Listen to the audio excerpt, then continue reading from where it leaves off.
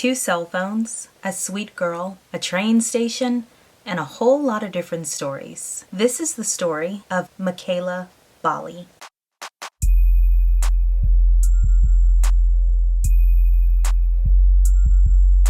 Hey guys, and welcome back to the channel. If this is your first time here, welcome to Little Miss Mystery. We talk about everything from true crime cases to mysteries, missing persons, conspiracy theories, and just kind of everything in between.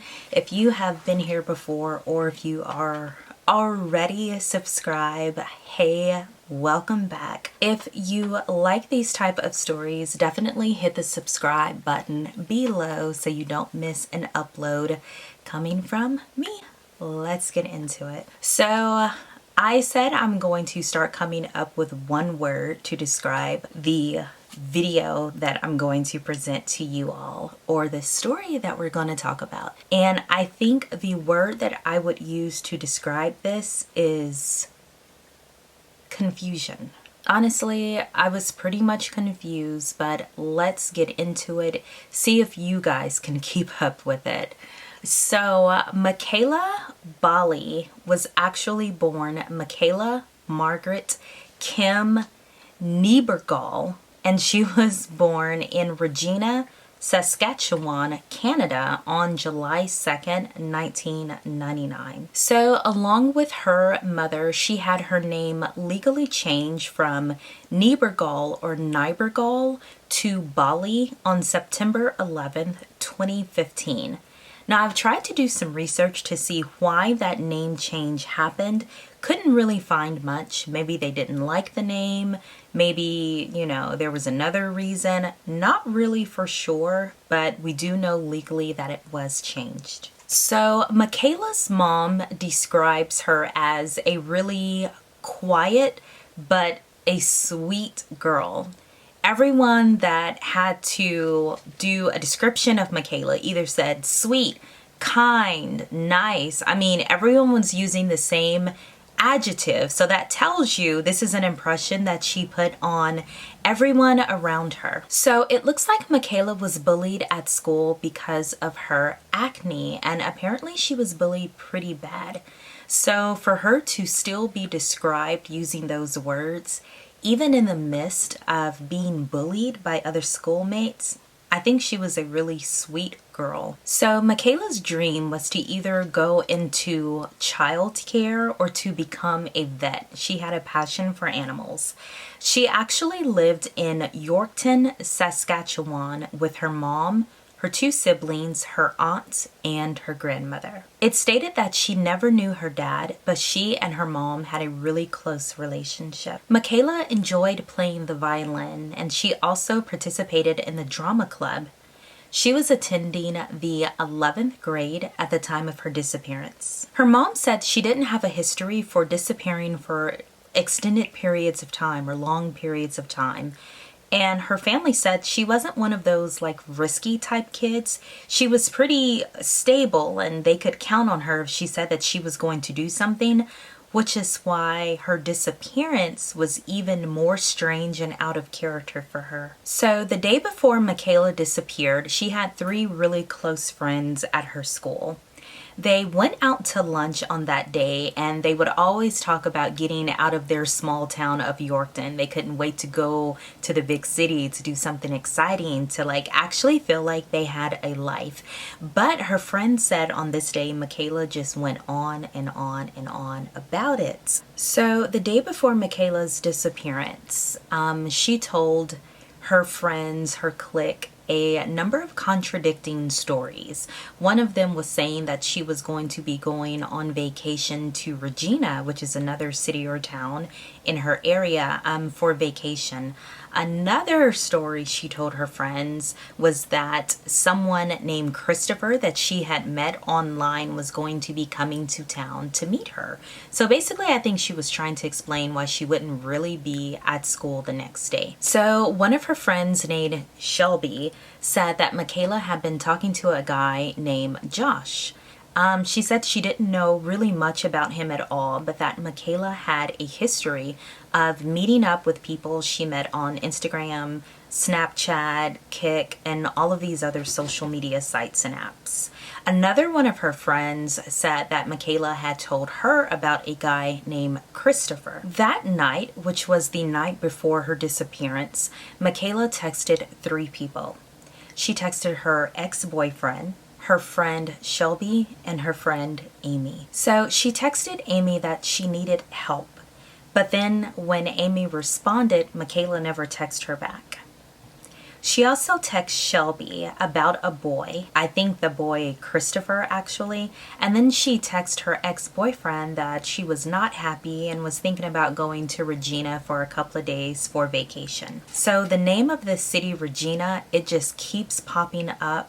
I definitely feel like it's important to the case. So on the morning that she disappeared, Michaela and her mom got ready together as usual in the bathroom mirror, just making sure her hair and makeup was on point. She was slaying, she was ready for the day.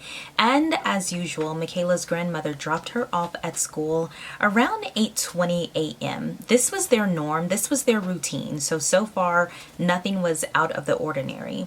The family said that Michaela was her usual self, like while getting ready for school, eating breakfast, nothing and no event and like no way that she carried herself stood out to them as, hey, something may be wrong. It was just a regular day. So after the grandmother dropped Michaela off at school, Michaela actually stayed at school just 10 minutes before she left the school grounds, basically long enough to make sure that her grandmother had already pulled off. So it was noted by her friend, one of her friends, that Michaela had actually texted them around 6:41 that morning and was asking for a ride to the local TD bank, so basically her bank.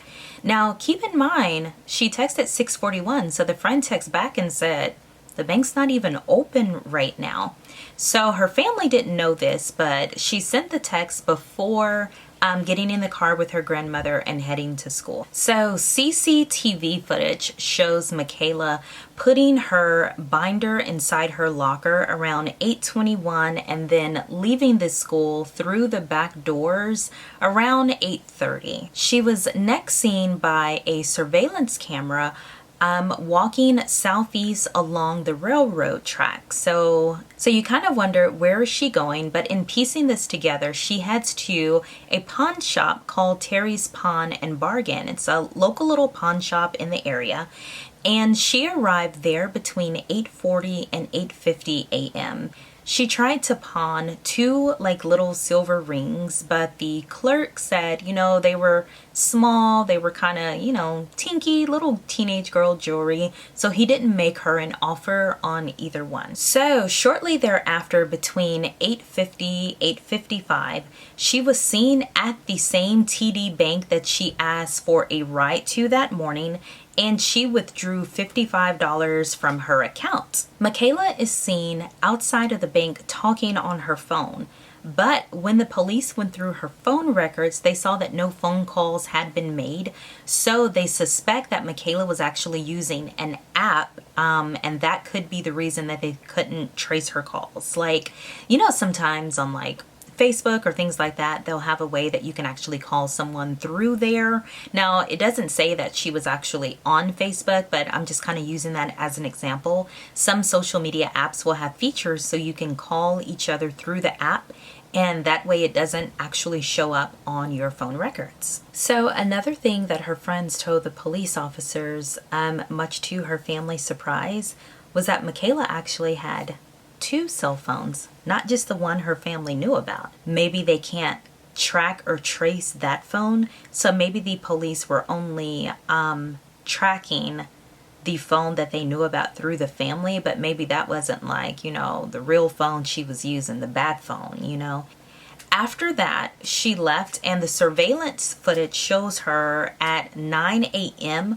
walking eastbound on Broadway streets. So around 9:10 a.m., Michaela is seen at a local coffee shop. It's actually a Tim Hortons Wendy's restaurant. You know, when they combine two restaurants together to make one. Well, she went there, she bought a coffee. This is around 9:10 a.m. And then she's just kind of sitting down in the booth and she immediately makes another phone call. At one point, it actually states that the video looks like she took her phone apart and then put it back together. Now, a very interesting thing about that is that at the Tim Hortons Wendy's restaurant, Michaela is seen with this big, huge book bag on her shoulder. Not uncommon because, you know, she's kind of ditching school, but her friend said that this was a huge red flag because Michaela hated backpacks. She wouldn't even carry it around in the school. She would just carry like her books, notebooks together. So the fact that she had a backpack, it made them think, okay, is something in it? Was she planning on leaving for longer than, you know, just the day? It just brought up a lot of red flags with them. So a few minutes after sitting down at the coffee shop, she exits. She leaves the coffee shops. Then she comes right back in, walks through the restaurant, and goes out another exit. So she is not seen again until she goes back into the coffee shop, this time around 10 a.m., and she's still talking on the phone. So around 10:12 a.m., she sent a text to Shelby saying that she really needed some help. You know, Shelby's at school. She's in class like where Michaela is supposed to be, so she didn't see it. 20 minutes later, Michaela texts her back and says, you know, hey, never mind, I have it all figured out. It's all good. So this time, Shelby stayed at the coffee shop about in half an hour and went on 6 different phone calls. So she was like repeatedly on the phone. So at 10:39 a.m., she was on another phone call and she began kind of looking around like she was waiting on someone, or you know how like you're on the phone with your friend and they pull up and you turn around like, okay, I don't see you, where are you at? She was doing that type of thing. So immediately after getting off of that phone call, Michaela gets up, goes and sits at the table of an older woman. Like the older woman is there just kind of minding her business, living her best life, drinking hot coffee. Michaela goes and sits down. So, you know, on camera, you can't really tell what's going on. But once the police tracked down this woman, the woman said that Michaela had asked her to get a hotel room for her. You know, obviously the woman can see that Michaela's young. She didn't know what was going on, but she knew she wasn't about to do that. So she said no, and Michaela went to go sit back where she was sitting before. She got on another phone call, then she leaves the coffee shop again. So at around 10:45, she leaves the restaurant again and she walks west on Broadway Street East.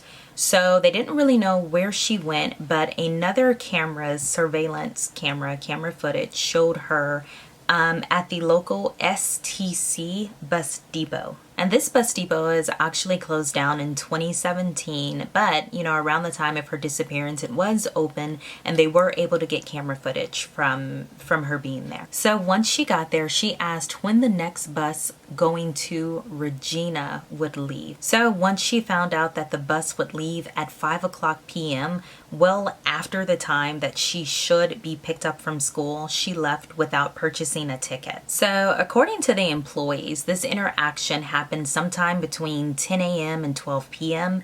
But based on the available surveillance footage, it's found that the time period can be narrowed down to somewhere between 11 a.m. and 11:45 a.m. So about 11:35 a.m., she sent a text message to one of her friends that just says, "I'll see you at lunch." And the high school surveillance cameras have her re-entering the building around 11:59 a.m. and meeting up with her friends in the school cafeteria. So they confirmed that she told them about plans to go ahead and that she was going to be taking a bus to Regina for vacation. So at this point, the school cameras spot her leaving the school once again at 12:03 p.m. So that means she went all the way to the school, met with them for about 5 minutes, and left again. Something is really wrong here. So the next time that she is spotted on camera, she is actually at a restaurant called the Trail Stop Restaurant. Now this restaurant is connected to the bus depot. So she goes there, she orders lunch, she eats, and then once she walks out of the restaurant, no one really sees her. So when the police question certain patrons about what they've seen or anything, so the witnesses said that they saw her leaving with a man that had a big red cross tattoo with flames on the back of his arm. That is really specific, so it should be easy to find. Of course, they released a sketch of the tattooed man, and he actually came forward. He went to the police station and said, I think you guys are talking about me, looking for me. What's going on? So it turns out when they caught them walking out the door together, they basically just were at the door at the same time. So they exchanged pleasantries. He asked her, hey, how are you? Lovely weather we're having. And he was holding the door for her. But after they both got outside, they went two separate ways. So at that point, Mekayla Bali was never seen again. So this case is absolutely crazy because even with all of the CCTV footage, I think that's like really big in Canada. They have a lot more surveillance than we have here in the United States. But even with all of that, police weren't able to get on her trail, on her track anywhere else. They didn't spot her anywhere. At this point, the grandmother had went back to the school to pick her up. She started asking some of Michaela's friends. They didn't know where she was. So the grandmother called Michaela's mom, who went up to the school, basically got the same story, and they didn't even play around. They called the police right then. So the police got right to work, especially since this was not normal behavior for this young lady. They received hundreds of tips throughout the next weeks, but none of them really led anywhere. They were people that thought they saw Michaela or someone that looked like Michaela, but once the police really did the research, it turns out it was never her. But the most promising piece of evidence seemed to be Michaela's phone. Like, she was always on that thing.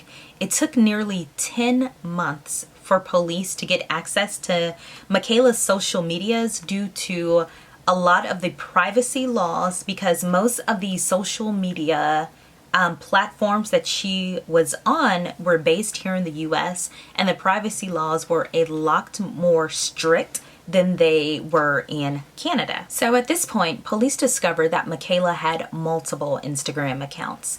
And the one of them that had the largest following, which apparently was a pretty big following, like in the thousands, they saw that no photos were on it.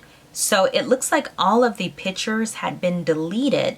And in the bio about me section of the Instagram page, it just said goodbye. So police officers also checked local hotels to see if any of them had had contact with her, but they did not. They also checked hotels in the Regina area, since that was a town that she kind of constantly mentioned. They checked hotels, they just checked around there, put up posters, flyers, whatever. No one had ever seen her though. Police also checked out Josh and Christopher, and it looks like their stories checked out too. Apparently they were just two guys that she was chatting with on the social media apps. So since that time, police have been searching, her family have been searching, her friends are going over in their head, is it something that I could have missed? Like what are we missing here? What did we not see that we should have seen? Bali's phone was turned off at 6:51 the next morning. It was completely off. They couldn't track it, trace it, and it's basically been off ever since. Now, something interesting is that Michaela has not used any of her social media apps since she's disappeared. However, one exception occurred about 3 months later from the time she disappeared. Her friends had still been sending her Snapchat messages, just hoping and praying for, a miracle. So they sent her a Snapchat message and it became marked as open. You know how like you send someone a message and it'll say opened or read, and they were like, oh my goodness. So of course they went to the police about that. However, it couldn't be determined if anyone actually viewed it or if it was just a really coincidental bad glitch in the system that caused it to say that. So police officers have also stated that her bank account has not been used since, and she doesn't have her passport with her. She also doesn't have her acne medication with her. She was very self-conscious about her acne. You remember I told you that she was teased a lot about it. So her mom says she would not really have gone anywhere without her medication. So the police have gone through hundreds of hours of surveillance footage to kind of piece together this timeline with Michaela. First off, I think it's great that their city has cameras everywhere that you are able to kind of trace some of this down. And the police also have said that they've gone through her cell phone records, and as much as she was on the phone, her cell phone provider, there were no calls. So basically the only thing she was using was this social media app. So both her police, the police officers in that area, and her family have received a lot of sightings. You know, a lot of times they say, oh, we think we see her there in Vancouver. We thought we saw her here. And they do try to track them down. Most of the time it has not been Michaela. So you all, that was the story of the disappearance of Mekayla Bali. So now just to give my recap on it. Like I said, the word I chose for this story is just confusing. There was so much going on. You would think that if she was on the phone that much, you would be able to get something. This is just my opinion. I don't think Michaela had the street smarts to know, oh, okay, I'm going to use this site instead of my phone so it can't be traced. I think Michaela may have been talking to someone who was grooming her and coaching her on what to do. If she were, let's say, meeting up with a guy or a boy, why would he not get the hotel room unless he couldn't afford it? It seems strange that she was on the phone with someone and then walked over to a woman to see if she would get the room. You know what I mean? It seems like it would be a man somewhere in the background wanting to cover his tracks, so his name and his photo ID isn't on there. A lot of things just are not adding up. So there have been a ton of theories about what happened to Michaela. I would say the most popular theories would be either she ran away or she was a victim of human trafficking through like an online predator. Those seem like two of the most plausible, I guess, theories. I would be so interested in hearing your theories down. What do you think about this case?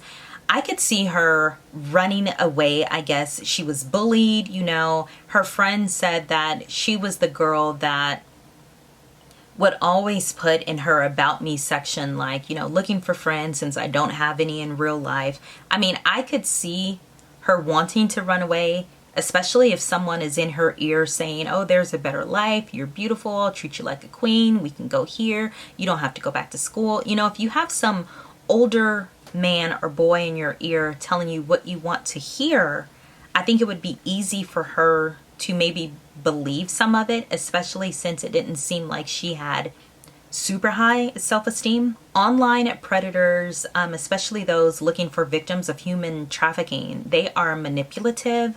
They will tell you exactly what you want to hear. I think this could have very well happened to Michaela, unfortunately. A lot of her social media posts points out that she was unhappy and had planned to leave. Her mom, sorry, I thought I saw something outside my window. Her mom had said that, you know, those were old posts and that she didn't feel like that anymore. So it's so hard to see, did she really change? Did her mom just not want to maybe face the facts that this could have happened? Like I said, definitely tell me your thoughts, your theories below in the comments section. I would love to hear it. I mean, to this day, we still haven't heard anything from Michaela.